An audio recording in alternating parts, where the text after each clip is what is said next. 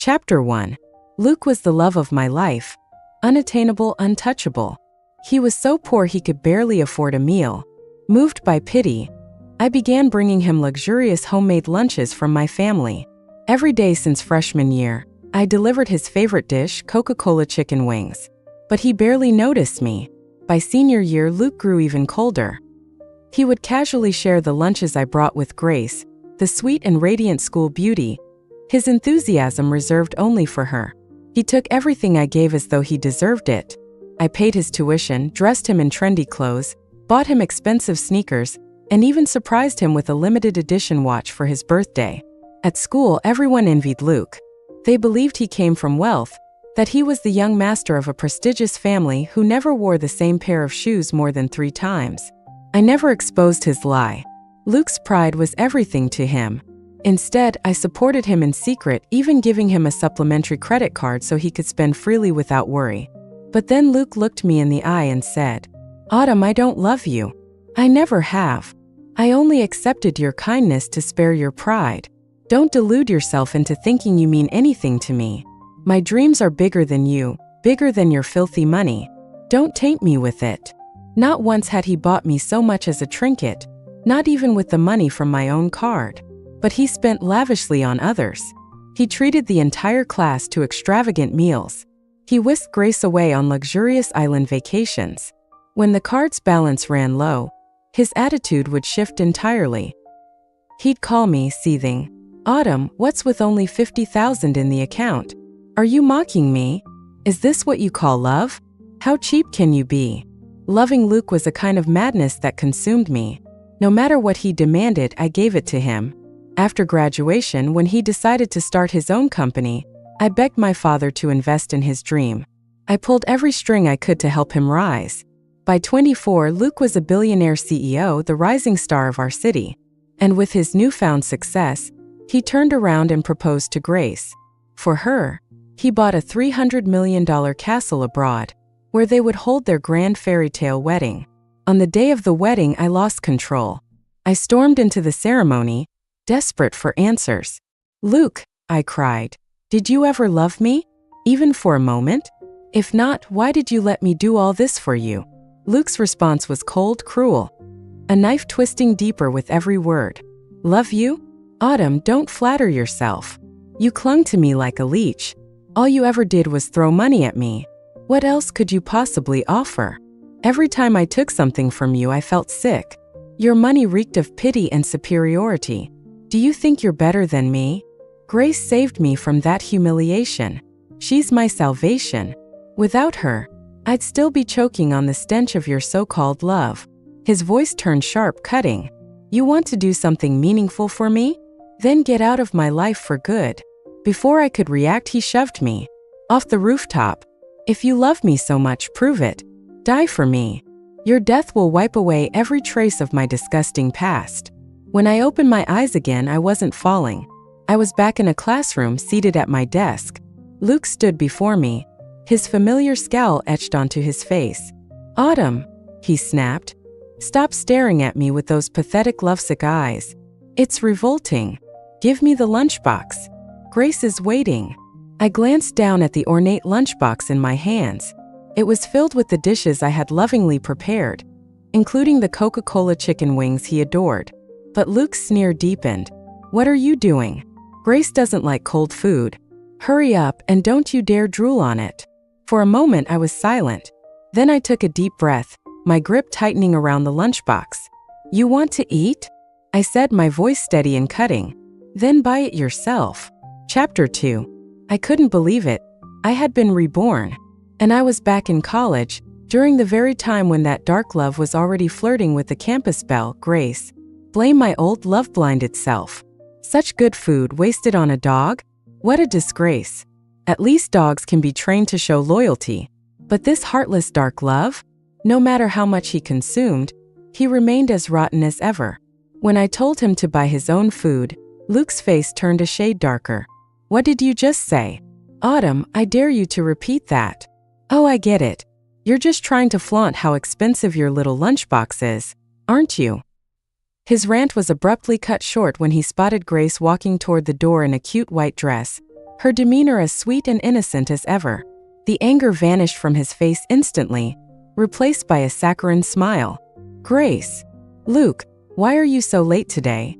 Grace asked, rubbing her stomach in mock helplessness. "I'm starving." "Did you hear that?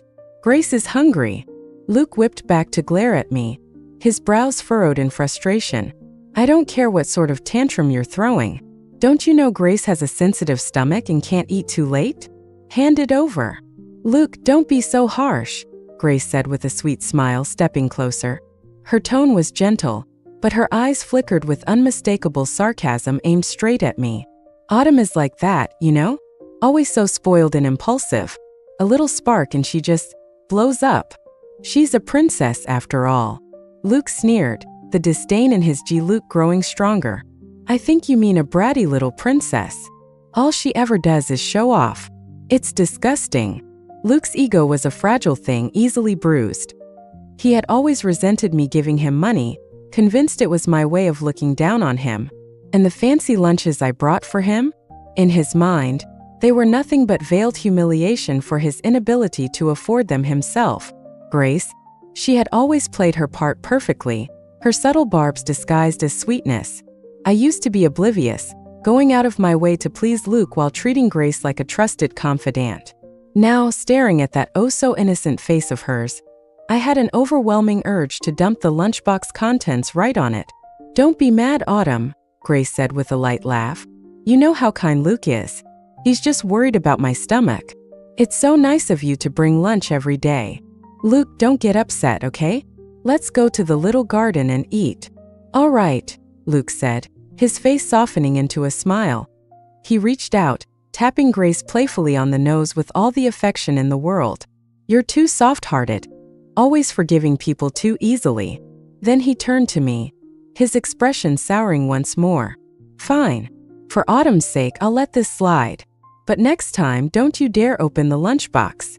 With exaggerated reluctance, he stood there, towering over me as if he expected me to obediently hand over the food. This arrogant young master act. How did I ever tolerate this before? I stayed silent and Luke's expression darkened. He pulled out a chair and turned to Grace. "Grace, let's just eat here in the classroom. Lunch break is almost over anyway." "Whatever you say," Grace replied softly, nodding with that same practiced sweetness. The two of them sat down at the desk in front of mine, reaching for the lunchbox that was still firmly in my hands. But then Luke frowned and snapped in irritation. "Why aren't there any pineapples or custard apples today? Those are Grace's favorites and they're in season. How many times do I have to remind you to prepare them every day?" I rolled my eyes and smacked his hand away. "What's with the barking? If you're begging for food, at least act like a proper beggar. Never seen one being picky about the menu." Chapter 3. Ignoring Luke's thunderous expression, I opened the lunchbox and started eating. My dad always worried about the school's nutrition. This lunchbox was specially prepared by the aunt who had watched me grow up. And yet, out of misplaced pity, I used to give my food to Luke. The dishes were my favorites, made just the way I liked them. I used to hand him my meal, and then rush to the cafeteria to grab whatever scraps were left. By the time I got there, it was slim pickings, cold leftovers at best. Would anyone believe it if I told them? The heiress of the Smith family, destined to inherit a massive company, reduced to such humiliation for someone who didn't love her. Luke's face turned pale with fury, his brows drawn tight. "Autumn, are you crazy? Do you think this is funny? I'm eating my own lunch. Got a problem?" I said, rolling my eyes as I took a big bite of Coca-Cola chicken wings. "Now get lost. You're blocking my meal." By now, the classroom was filling up as lunch break ended. Classmates overheard my words and stared wide-eyed. What's going on? Autumn isn't simping anymore. She actually told Luke off? Did she lose her mind? Doesn't she know her place? Luke letting her bring him lunch was an act of kindness. This whole school was funded by the Smith family, and she has the nerve to talk back. Maybe she's changing tactics to get his attention. So shameless. I couldn't help but laugh. Luke strutted around in designer clothes, shoes, and watches worth tens of thousands. All of it gifts from me. But every time I gave him something, he would put on a show, pretending to be insulted. "Autumn, I know your family is rich, But why do you always have to humiliate me? Do you see me as your tool for flaunting wealth? I used to panic, scrambling to explain that I'd bought it because I thought it suited him or was of good quality. I was so careful, always trying to protect his fragile pride. But what about him? He'd act offended but would show up the next day, proudly wearing the new clothes I bought him. He basked in the attention, the compliments, the flattery. Because Luke dressed so well and shared the Smith surname, everyone assumed he was the son of the city's richest man, Ethan Smith. Luke never corrected them. He clearly enjoyed the misunderstanding. "Apologize to Luke," one classmate shouted. "Who do you think you are to talk to him like that?" Luke looked smug, clearly enjoying the spectacle. I couldn't help but roll my eyes. This jerk, still putting on an act? Facing the crowd's ridicule, I chuckled. "If you all enjoy groveling so much, be my guest." But I'm not interested. The Qing dynasty is long gone, yet some people still haven't cut their braids. I turned to Luke, smirking. "Young Master Luke, why do people praise you? Isn't it because they think you're rich? But what if one day you had no money? How would they treat you then?" The room fell into laughter. What nonsense! The Smith family going broke? Impossible. The richest family in town with billions in assets? She's delusional. But Luke's face turned pale, his smile faltering. He glared at me, his voice sharp. "Fine, Autumn. So this is your so-called loyalty and love? Utterly worthless. Grace, let's go. We'll see if the cafeteria has anything left." Hand in hand they walked out. But Luke seemed to forget. Since I'd started bringing him lunch, his card hadn't seen a single penny. Chapter 4. I opened my mobile banking app and promptly deactivated the secondary card I had given to Luke. It didn't take long. The two of them scurried back, looking flustered. Luke's seat was to my left. Normally, he would go to great lengths to sit as far away from me as possible, even swapping seats with his desk mate if necessary. But today, he plopped down angrily without hesitation. In a hushed, angry tone, he growled, "Well done, Autumn. Your little trick worked." I glanced at him with confusion. Luke's face turned red as he clenched his jaw. "I'll accept your offer to put money in my meal and bank cards." How laughable. Did he finally realize neither card was working and decided he couldn't resist the lure of money? Seeing that I remained silent, Luke's expression grew more impatient. "Did you hear me? Because of you, Grace's stomach problems flared up again at lunch. We had to skip eating and come back. Isn't this what you wanted? Stop making things difficult for Grace, and don't fool yourself into thinking I'll ever like you." I chuckled coldly. "Why? Isn't the great Luke loaded? Why are you coming to me for money now? Or are you telling me you were born without a mother and can't even afford a meal?" Luke's brows furrowed in irritation. "What do you want from me, Autumn?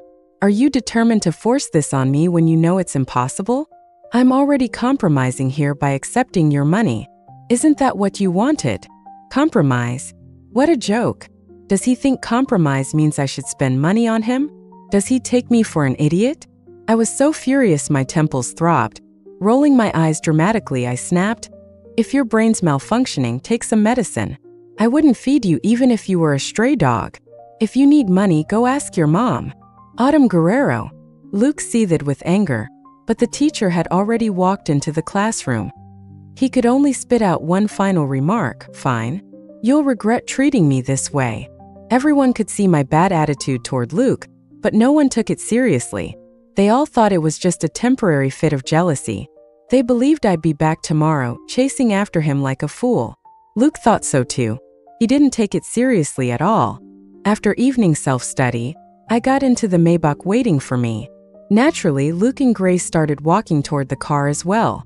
I gave them a quick glance and immediately locked the doors. "Drive," I commanded. The driver, Leo, looked puzzled.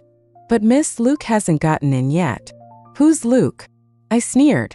"I don't recall having a brother." Just then Luke reached my side, his face stormy. "Autumn Guerrero, you're being absolutely ridiculous today. You owe Grace an apology by tomorrow." I let out a cold laugh. "How is that my problem? Drive." Leo, however, shook his head. "Miss, are you jealous of Luke and Grace again?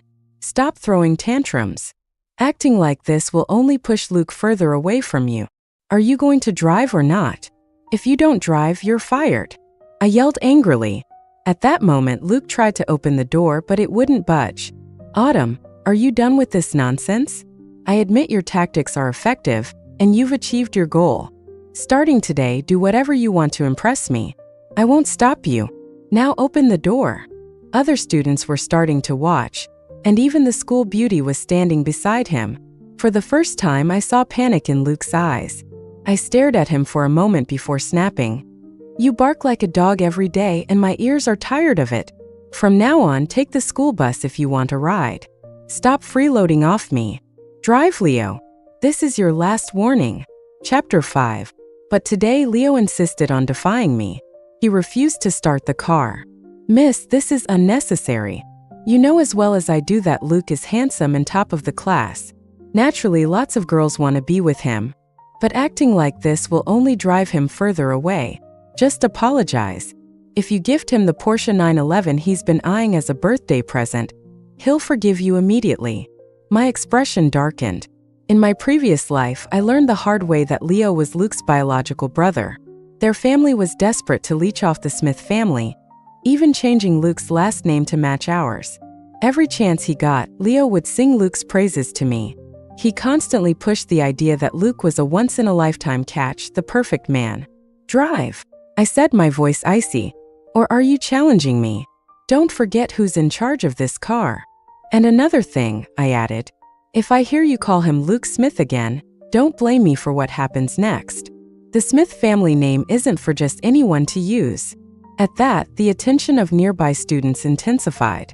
Luke, now red with shame, barked in a low voice. Autumn, open the door right now. Grace's stomachache is your fault. Rubbish. I interrupted sharply. Her stomachache has nothing to do with me. Stop trying to manipulate me with your little games. Leo, however, wouldn't give up. Miss, even if you're the eldest daughter of the Smith family, you shouldn't speak so harshly. Didn't your father teach you better? Don't you dare bring up my father. I shot back. Don't forget, you're just a driver. What gives you the right to lecture me? Leo clenched his jaw but still tried to defend himself. Miss, you've gone too far this time. Ignoring my protests, he unlocked the doors, letting Luke and Grace climb in. Luke, now seated, immediately barked orders. Take Grace home first. She's unwell, so drive quickly. Understood, Luke, Leo replied. Luke's audacity made my face burn with anger. I had only let him ride in my car because I felt sorry for him. He lived far away and had to take a long bus ride to school every morning, waking up at 6. But after he met Grace, he naturally started bringing her along for the ride. Every day, Leo dropped them off first before finally driving me home. By the time I got back, it was nearly midnight. In the mornings, I had to wake up at 5:30 to pick them up for school. Not once had Luke thanked me. Instead, he complained that the car was too small and cramped with 3 people in the back. Right on cue, he frowned. Autumn, why didn't you sit in the front? Don't you know it's cramped back here with 3 people? Do you really have to use this excuse to get close to me? Grace chimed in softly. Don't be mad, Luke. I've seen cars like Rolls-Royces. They're so spacious they can fit over 10 people. A delicate young lady like Autumn would be better suited to a car like that. Luke's eyes lit up. Did you hear that, Autumn? I'll give you a chance. Replace this car with a Rolls-Royce within 3 days, and I'll forgive what you said today. I ignored him. Over $1 million for a Maybach, and it's not enough for him? A Rolls-Royce? Keep dreaming. Tomorrow he can take the bus. Chapter 6. The next morning, I sat at the breakfast table, savoring my meal while my parents looked at me with warm smiles. Sweetie, why are you leaving so late today? My dad asked. I smiled back. Dad, Mom, I was going to the classroom early to study before. I wanted to do my best on my exams, but it's been exhausting lately. From now on, I'll keep a normal schedule, and I'd like to spend more time with you both. My mom's face was filled with concern. You silly child, you need to balance your studies and rest. We'll have Leo pick you up for lunch and dinner from now on. Just as she finished speaking, Leo stormed into the room, anger written all over his face. Autumn, this is too much. I've been waiting outside for ages. Why didn't you come out? His anger fizzled out the moment he saw my parents. Forcing a smile, he turned to me. Miss, it's getting late. We should head to school. Is it? I glanced at him. Classes start at 7:30. It's only 6:40 now. We have plenty of time if we leave by 7:10. Impossible. What about Luke? He blurted in frustration. My dad's brows furrowed. Who's this Luke? Realizing his slip, Leo quickly corrected himself. No, just Miss Smith's classmate. We need to pick him up too. He shot me a pleading look. Miss, come on, or Luke will get upset. Ridiculous, my dad roared. This car is for my daughter's convenience. You're using it to chauffeur someone else? Do you want to keep this job? No. Leo panicked. It was Miss Smith's request. She has a good relationship with Luke. They agreed to it. I shook my head. I never said that. Leo's eyes widened in disbelief. Miss, how can you go back on your word like this? Furious, my dad shouted. Enough. I pay you 20,000 yuan a month to drive my daughter, not to act as a taxi for some so-called Luke. You're fired. Get out. Leo froze, his face drained of color. Despite how much Luke had taken from me, Leo clearly didn't want to lose such a high-paying job. Frightened now, he pleaded. Mr. Smith, I was wrong. I won't do it again. Miss, please say something. Didn't you ask me to pick up Luke? I replied coldly. I did say you could use the car during free time to help him, but that doesn't mean prioritizing him over me. My dad waved him off. Security, escort him out. With no room to argue, Leo was dragged away by security. Soon after, my dad hired a new driver for me. Later that day, morning self-study was over when Luke and Grace finally stumbled into the classroom, dripping with sweat. The moment he saw me, Luke stormed over, his voice filled with fury. Autumn, why didn't you send the driver to pick me up? Do you have any idea how crowded the bus was? Oh, I knew. I knew all too well. That's exactly why I'd let this freeloader ride in the first place. So, I looked at him indifferently. What does that have to do with me? Didn't the great Mr. Smith think to take a taxi? Or are you broke? Of course I knew he was broke. His parents were parasites, drunken gamblers who pinned their last hopes on their son. The money and luxuries he squeezed out of me? Whatever he and Grace didn't waste, his lovely parents gambled away. The clothes I bought him would be resold within a week. Out of pity, I'd buy him new ones, which only emboldened them further. Grace suddenly spoke up, her eyes glistening with tears as she snapped at me. I know it. You're targeting Luke because of me. But this is too much. Luke has tolerated you for so long. Hasn't that been enough? Chapter 7. I couldn't help but laugh. Wow, how original. They live off me, yet they think they're the victims here? As expected, the class erupted in Luke's defense. Autumn, don't you have any shame? How dare you turn this around on Luke? Luke was being kind to let his family driver pick you up, and you repay him like this? You're just the daughter of a maid. So shameless. I bet she and that driver were having an affair. Makes sense, right? I let out a soft laugh. Luke, in your words, I'm just the daughter of a maid. So that Maybach worth over 10 million. Is it yours then? Though I'd known for a long time, I had never bothered to correct the class's assumptions. In my past life, I silently endured all the insults meant for Luke. But not this time. Luke remained calm, shameless as ever. People made their assumptions based on how you acted. Oh, such a clever deflection. Luke, you're really good with words, I replied dryly. The class's insults grew nastier. Just because your surname is Liu, you think you're family? Disgusting. You probably changed it to mooch off them. Luke, just fire her mom already. Kick them out. Yeah, Luke, you're too kind. Don't let them walk all over you. Luke's expression darkened further. The irony wasn't lost on him. After all, he was the one who changed his surname. The bell rang, and our homeroom teacher walked in, clearly annoyed. Sit down. Do you even know what day it is today? She gave a cold snort. Today is the inauguration of our new library, and the chairman of Tianjin Group, Mr. Smith, will personally cut the ribbon. He said he'd also like to tour the school where his child studies. Luke went pale. Right now, the principal and vice principal are accompanying Chairman Smith on a tour. If they see this chaos, it will disgrace our school. Luke's face turned pale.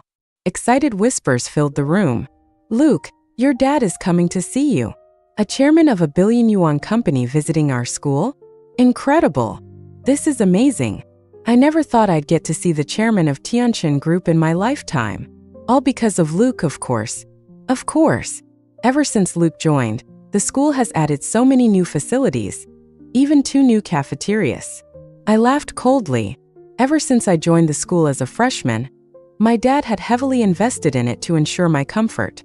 When I said I loved swimming, he built a state-of-the-art swimming pool just for me. He also upgraded the cafeterias, hiring Michelin star chefs to prepare a variety of cuisines. Even then, he worried I wouldn't eat well and insisted on sending me meals from home. But I had been too busy chasing after Luke to appreciate any of it. Now this leech dared take credit?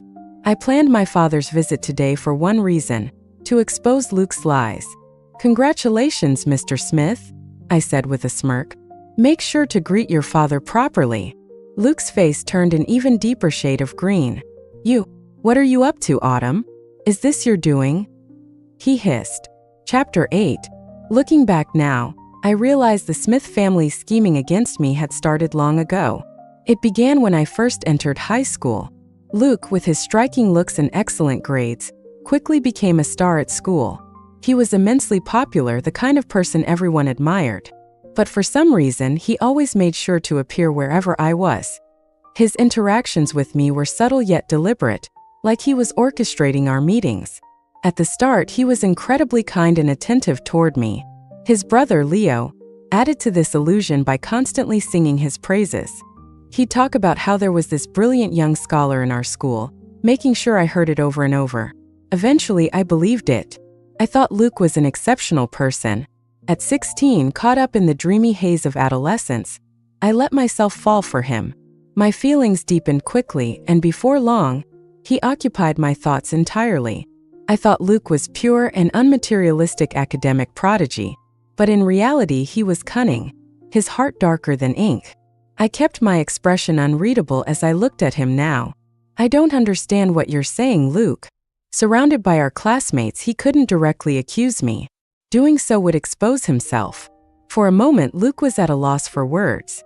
Our classmates, however, were quick to jump to his defense, eager to curry favor. "Luke means that once his dad arrives, all your lies will come to light." Exactly. Just wait and see how the Smith family deals with you. "Luke, let's go get your dad. It's time to teach this bitch a lesson." Even the homeroom teacher didn't step in to stop them. On the contrary, she seemed to look forward to the scene, her face lighting up with anticipation. "Luke," she said, "why don't you bring Chairman Smith to our class? It would be such an honor to have him visit." Luke's face darkened further. Forced into a corner, he plastered on a strained smile. No need. I see him every day.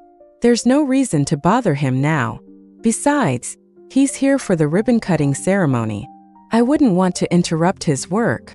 The teacher's eyes sparkled with pride. "Look at Luke. So thoughtful and considerate of his father's work. What impeccable manners. Truly an example for everyone." Her gaze shifted to me, her expression sharp with disdain. Unlike some people, lucky enough to attend the most prestigious school in town, yet completely lacking in basic decorum, I stayed calm, meeting her glare with quiet indifference. I couldn't help but wonder, would she still have the nerve to say such things if she knew my father was Chairman Smith? This teacher had always bent over backward to please Luke, blatantly favoring him. She would pull every string to ensure Luke qualified for all sorts of scholarships. Even Grace, by association, benefited from her efforts. Privately, she gave Luke special tutoring sessions, arranging for teachers to help him with his weaker subjects. She claimed it was all out of care for her students, but in truth, it was nothing more than a blatant attempt to win favor with the Smith family.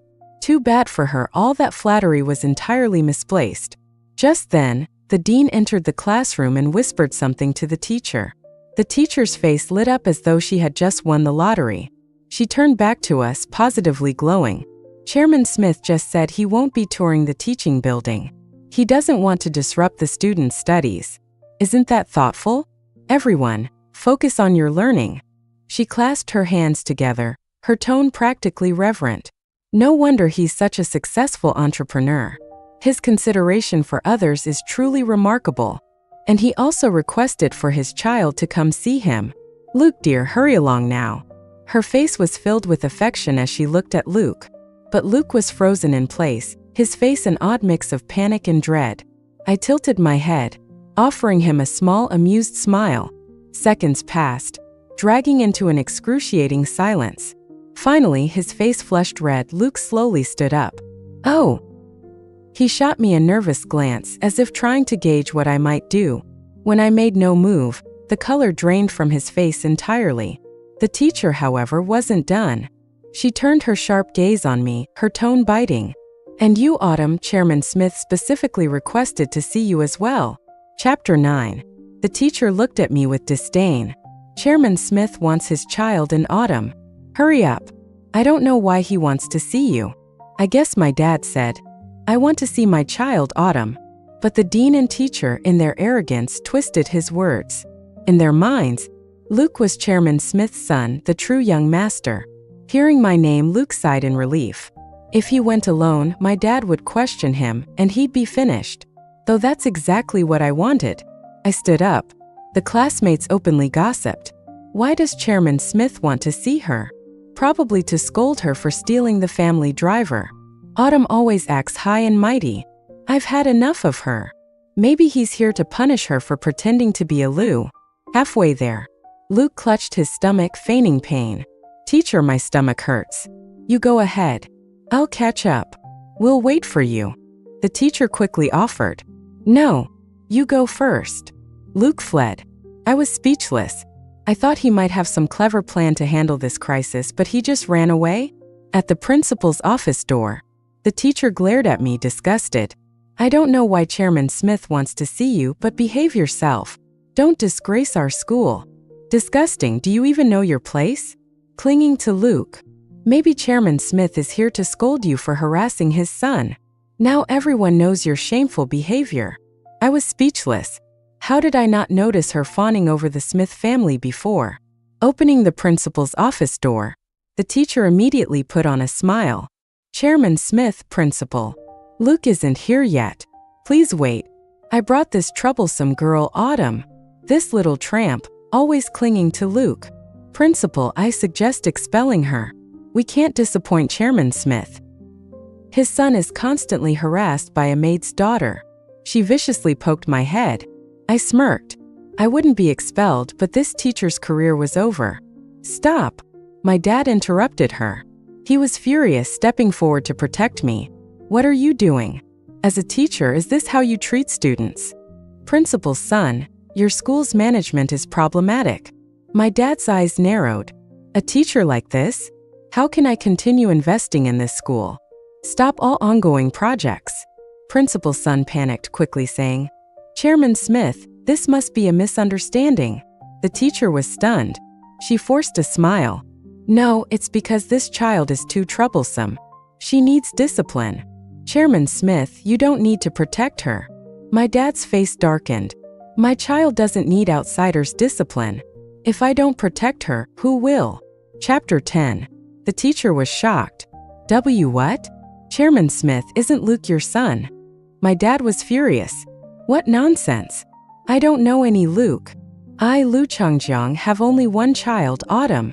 The rumors at Rongchuan High are outrageous. Principal's son? Principal's son quickly nodded, bowing. Chairman Smith, this must be a misunderstanding. The teacher was dumbfounded. She stammered. I thought Luke was your son. A misunderstanding. It's all a misunderstanding. She panicked. Chairman Smith, let me explain. Autumn. No, Miss Lu, I'm sorry. I mistook you for someone else. My dad was very protective of me. He stood up, angry. That's enough. Autumn, let's go. Principal's son, our cooperation is over. Is this the quality of your school's education? Humph. Since childhood, my schools were chosen by my family. Schools would promise to treat me well for my dad's investment. So the principals knew my true identity. You've ruined everything. Principal's son glared at the teacher, then quickly approached us, bowing and apologizing. Miss Lu, Chairman Smith, please wait. This must be a misunderstanding. I promise to resolve this. No one at our school will harm or insult Miss Lu. He turned to the teacher coldly saying, "You're fired. Pack up and leave." The teacher was devastated, leaving in a D. Luke. At over 40, being fired meant losing her pension. But I felt no pity. She often led the class in isolating and mocking me, seizing every chance to ridicule me. She deserved this. My dad looked at me, gently patting my head. "Autumn, should we give them another chance? If you want to transfer, I'll arrange it immediately." I pouted. "Dad, let's stay. It's senior year. Changing schools now would be hard." Revenge wasn't over. I wouldn't leave yet. "All right, whatever my precious daughter wants." Dad smiled, tapping my nose. "Principal's son, for my daughter's sake, I'll give you one last chance. Find out what's going on quickly. I need a reasonable explanation. I suspect this teacher's behavior isn't isolated." Principal's son, sweating, nodded quickly. Yes, I'll investigate immediately." I had an idea. "Dad, for the library ribbon-cutting ceremony, can the whole school attend? I have something to say." "Sure, whatever you want." Dad smiled. Principal's son sighed in relief. "Chairman Smith, Miss Liu, don't worry. At the ceremony, I'll give you an explanation." Chapter 11. The teacher was fired. The dean personally led our class to the ribbon-cutting ceremony. The classmates wondered why the teacher wasn't there, but followed obediently. Luke, who had fled, returned. Having avoided facing my dad, he seemed more relaxed. The classmates continued flattering him. "Luke, will you speak at the ceremony? I support it. Our school's facilities improved so much because of you, making it the best in the province. So many people are envious." Luke forced a smile. "No, I don't like public speaking. See how humble our Luke is." Someone looked at me. Unlike some people, acting high and mighty, not knowing their place. I didn't bother explaining. There would be a show soon. At the large venue, enough for the whole school. Grace sat close to Luke, looking intimate. I frowned. Grace often rode with us, so she knew Luke's true identity, but she never exposed him. I used to think she was pure and innocent, but now I realize she was purely evil. She knew the truth but kept quiet, enjoying Luke's favors. The money he took from me, much of it was spent on her. Like now, the Tiffany necklace around her neck was a gift I bought for Luke's mom's birthday, but it ended up with Grace. Though I knew Luke's mom would sell it for gambling, I was still annoyed. "Autumn, why are you staring at Grace's necklace? Jealous?" Grace's friend sneered. "This is a Tiffany necklace, worth tens of thousands. Unlike you, wearing clothes bought with Luke's money, you can't afford this." I chuckled. Yes, I'm jealous. Jealous of someone willing to steal to give their girlfriend luxury. Luke and Grace's faces turned dark. At that moment, applause erupted. My dad, surrounded by Principal's son, took the stage. In a suit, he looked imposing. After some formalities, he smiled, inviting his child to speak. Immediately, all eyes turned to Luke, cheering. "Luke! Luke! Luke!" The louder they cheered, the darker Luke's face grew. But did he dare go up? Luke's face turned red, probably wishing to disappear. Even Grace looked uneasy, quietly letting go of Luke's hand. In front of everyone, I stood up. Everyone was shocked. Why is Autumn standing? She's walking to the stage? Is she crazy? What's she doing? Does she think she's the Smith family's daughter? Chairman Smith will kick her off the stage. Grace's friend, confused, urged. "Luke, do something. Autumn is taking your place." Luke, panicking, stood up, hunched over. My stomach hurts. I need the bathroom." But I reached the stage, seeing him trying to escape, and called out loudly, "Luke, where are you going in such a hurry?" Chapter 12. In front of everyone. Luke was frozen, his face red with anger and fear, staring at me. Grace, sensing trouble, quickly stood up to defuse the situation. "Luke's stomach hurts. I'll take him to the nurse." "Wait," I shouted. My dad has been wondering for a long time. When did he suddenly have a good son? This needs a proper explanation from young Master Luke. The crowd was in an uproar. My dad stepped forward, putting his arm around my shoulder. He looked serious. "I, Lu Changjiang, have only one child, Autumn. I have no son named Luke. I don't know how the rumors at Rongchuan High got so out of hand." "Principal's son?" Principal's son quickly nodded, bowing. Chairman Smith, this must be a misunderstanding. Luke was pale, collapsing to the ground. Grace was even more devastated, crying, "It's all your fault." She slapped Luke. "You had to pretend to be a young master." "Luke, go to hell. What does it have to do with me?" Luke shouted, his face green. "You enjoyed the luxury, didn't you? And that necklace on your neck, where do you think it came from?" "Grace, you bitch. I watched them fight, taking the microphone to remind them. And the things you took from me, the gifts I gave are one thing, but the stolen items I'll report to the police. Yes. Besides what I gave, in my past life I learned before I died that Leo often stole from my house. My bags, luxury items in the car, everything. Sometimes when I took Luke shopping, Grace would want something and they would take it. Leo would drive them shopping using my card without my permission. Stealing." Looking at Luke's pale, terrified face, I finally felt a sense of revenge. After that, Luke tried transferring schools, but no one would accept him. Who would dare offend the Smith family? Their scandal spread throughout the city. Later I heard, unable to attend college, they worked in factories. In the factory, Grace quickly dumped Luke, seducing a manager. But the manager was married. Caught in bed by the wife, Grace was beaten and disfigured, leaving the city in disgrace. Without my money, Luke's salary couldn't cover his parents' gambling. Soon debt collectors broke their legs, sending them to the hospital. He called me crying for help, but I hung up.